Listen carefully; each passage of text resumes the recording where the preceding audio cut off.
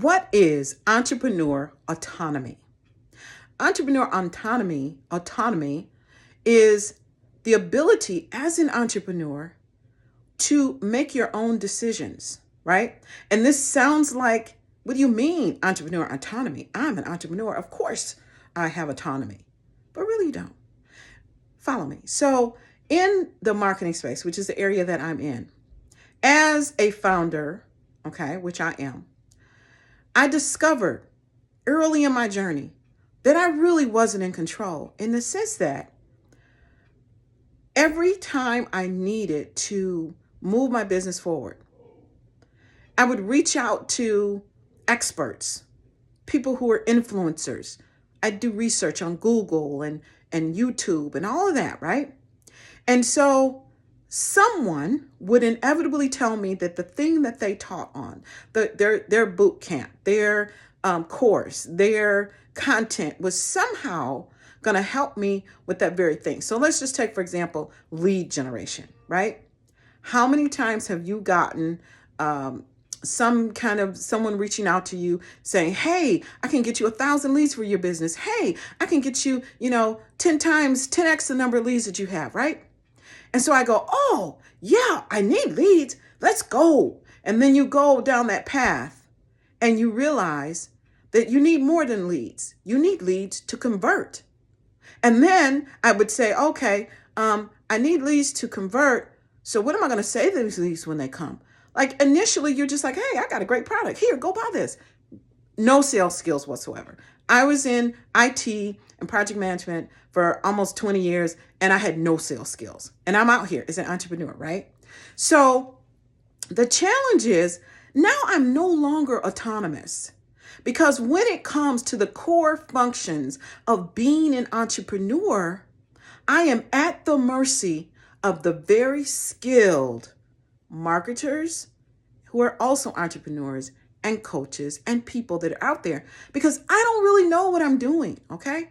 I didn't know what I was doing. I knew I had a product. I knew it would help people.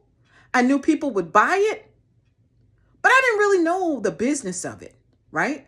And so I would seek out experts, and I am a huge proponent of coaching and courses and online work. But here's the thing. Here's the nuance. Here's the thing that we got to get to be autonomous as entrepreneurs. And that is what I call your baseline business framework. Your BBF is going to be your new BFF, right?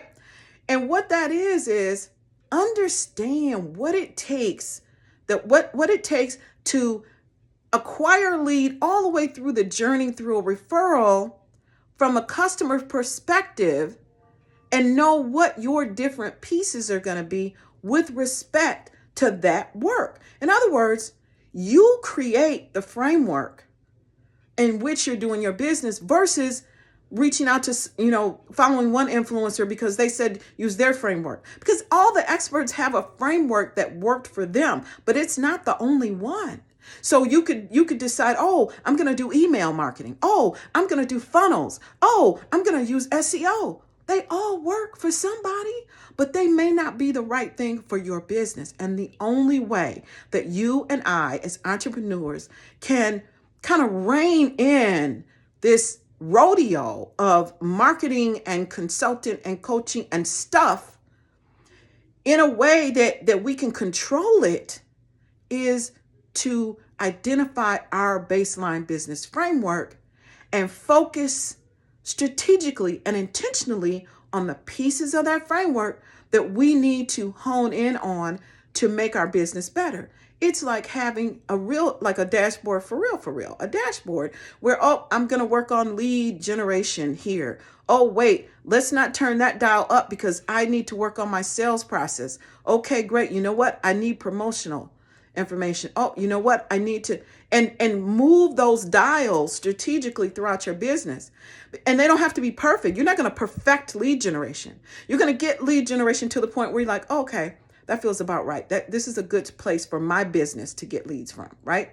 So for me, in my area in technology, what I discerned is that I need to educate people. I need to share with them how what I have can help them. I have a very hard time articulating how I can help you with your business based on all my tools, because when I talk about tools, I sound like everybody else. But when I talk about here's how you can improve your process so that you can build your business, so that you can make more money, so that you can scale, now I'm having a conversation that makes sense to most people. So as an autonomous entrepreneur, you have to take, and it's hard. Look, I get it. It is not easy to do the brain work, to really look at your customers and your audience and what you do and find that sweet spot that you're going to use to deliver and to help people, right? But you got to do it. It runs everything else. And if you want to have control so that you can make sure you're getting the right tools for the right market at the right time, you have to do this, because otherwise everyone out there can help your business today for a certain amount of money, right? And we don't want that. So that's what I'm encouraging you to do. Now, if you want to dig a little deeper in this, I am hosting a LinkedIn Live event on September 5th at noon Eastern, where we talk about how do we leverage marketing tools in order to build a scalable business. And this is where I'll lay out what I recommend in terms of, your BBF. So anyway, I wanted to share that. I woke up this morning and I was like, you know what? I really need to share what I'm speaking of when I'm talking about entrepreneur autonomy, because I don't know if that's really well understood. And it is core to what I believe entrepreneurs need to be successful to help get that entrepreneur failure rate down. So I'll put the link to the event down in the comments. If you can make it, great. It is going to be a great event, because I believe that it's something that maybe you haven't thought about that will help you, as it helped me, to frame how you do business so you can be positioned for success. Okay? So I hope this is helpful, and I will talk to you soon. Bye for now.